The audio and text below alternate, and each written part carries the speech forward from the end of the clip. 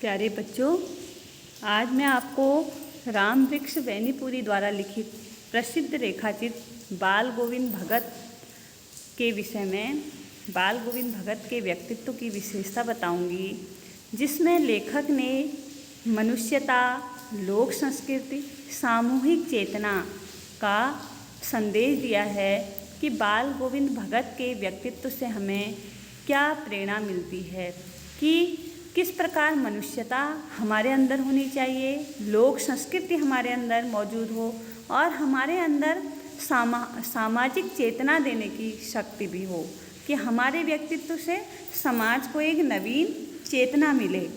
यह संदेश उन्होंने दिया और लेखक ने कहा कि हम यदि किसी व्यक्ति के साधु स्वभाव को हमें जानना है तो उसके लिए आवश्यक नहीं कि उसकी वेशभूषा साधु हो, वो अपने एक साधु सन्यासियों के वस्त्र धारण कर ले, मन से वो कपटी हो, माया मोह ग्रस्त जीवन का त्याग कर दे और सन्यासी हम उसको नाम दें, यह उचित नहीं है। ग्रस्त जीवन में रहकर भी मनुष्य साधु स्वभाव धारण कर सकता है। रूढ़वादियों का विरोध किया इस रेखाचित्र द्वारा, परंपरावादी विचारधाराओं को विरोध हुआ है और कबीरपंथी विचारधारा इसमें समावेश लेखक ने इसमें दिखाया है।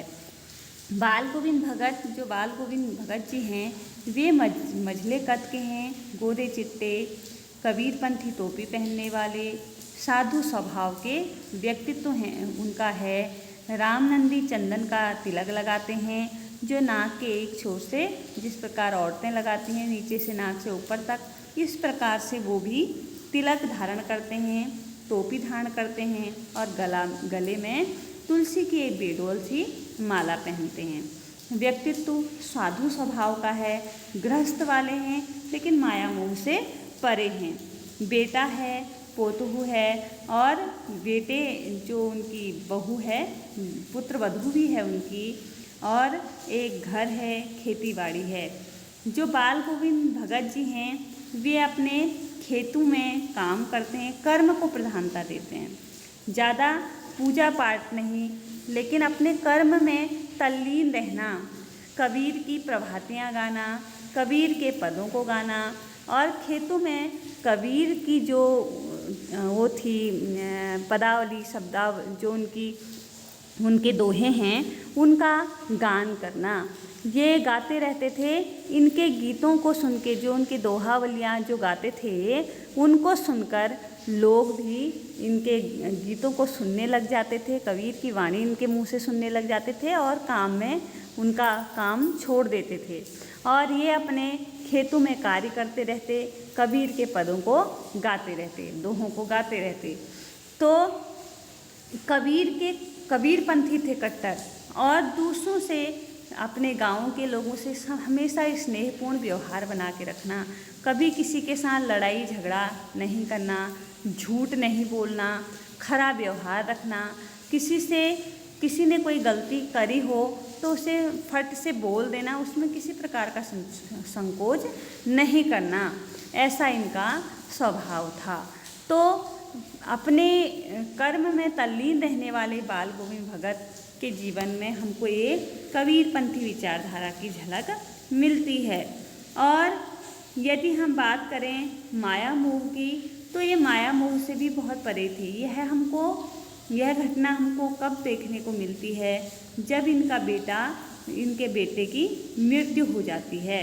यह इनके बेटे की मृत्यु होने पर उसकी जो उसका शरीर था, मृत शरीर, उसको आंगन में रखा है इनके घर के, तो इनकी पुत्र वधू उस शरीर को देखकर रोने लगती है। तो ये कहते हैं, बेटा ये जो मेरा बेटा है ये आज इसकी आत्मा परमात्मा को मिलने चली गई है, अर्थात इसको तो इसके पुण्य कर्मों का फल मिला है कि आज इसकी आत्मा परमात्मा के पास चली गई है। इस संसार में जो भी व्यक्ति आता है उसको एक दिन मृत्यु अवश्य प्राप्त होती है, इसलिए आप इस पर शोक मत कीजिए। न स्वयं रोते हैं और अपने पुत्र वधू को भी समझाते हैं। इससे हमको यह पता चलता है कि माया मोह भी इससे भी परे थे, नहीं तो एक पिता के लिए उसके पुत्र की मृत्यु हो जाए तो वधू को तो बाद में संभालेगा, पहले स्वयं भी नहीं संभल पाता है। लेकिन ये अपनी पुत्र वधू को भी ढांढस बंधाते हैं और कहते हैं कि मोह और प्रेम में बहुत अंतर होता है। इसलिए बच्चे, तुम ये शोक मत करो, इतना मोह मत करो इससे। तुम्हें प्रेम होना चाहिए लेकिन मोह नहीं होना चाहिए। तो इस प्रकार वो अपने पुत्र वधू को समझाते हैं और उसको ढांढस बंधाते हैं कि एक दिन मृत्यु सबको प्राप्त होनी है। आगे हम उनकी रूढ़िवादी और परंपरावादी विचारधाराओं का भी वो विरोध करते थे। जब उनका पुत्र मृत्यु को प्राप्त हो जाता है तो अपनी वधू के मायके वालों को बुलाते हैं और कहते हैं कि बेटा, इसको आप अपने घर ले जाइए, मेरी वधू को, और इसके योग्य कोई वर मिले तो निसंकोच होकर इसका विवाह कर दीजिए। मुझे इसमें कोई संदेह, कोई परेशानी नहीं है। आप, इसका अभी बहुत छोटा जीवन है, किस प्रकार व्यतीत करेगी, आप इसका दूसरा गठबंधन कर दीजिए, मैं भी इसको आशीर्वाद दूंगा। तो इस प्रकार हमें पता चलता है कि वे परंपरावादी और रूढ़िवादियों के विरोधी थे। उन्होंने पुनर्विवाह का उन्होंने विरोध नहीं किया, बल्कि एक सुझाव दिया कि इसका पुनर्विवाह करा दीजिए। तो इस प्रकार हम कह सकते हैं कि बाल गोविंद भगत जी माया मोह से दूर, साधु स्वभाव के व्यक्ति और परंपरावादी और रूढ़िवादियों के भी विरोधी थे, जिन्होंने अपने पुत्र की मृत्यु पर शोक ना करके अपनी वधू को समझाया, वधू का पुनर्विवाह करने की अनुमति दी और प्रेम और मोह में अंतर हमको समझाया। प्रेम क्या होता है, हम किसी से भी कर सकते हैं, लेकिन मोह में मनुष्य बंध जाता है, गलत कार्य भी कर देता है। मोह कैसा है, स्वार्थी, और प्रेम कैसा होता है, निस्वार्थ। इस पाठ द्वारा हमको यह प्रेरणा मिलती है कि हमें प्रेम तो हर व्यक्ति से करना चाहिए, लेकिन मोह में नहीं पड़ना चाहिए। ये हमको बाल गोविंद भगत के व्यक्तित्व से प्रेरणा मिलती है और इसी प्रकार का हमें अधिक सांसारिक जीवन में लिप्त नहीं रहना चाहिए। ये प्रेरणा हमको इनके व्यक्तित्व से मिलती है। धन्यवाद।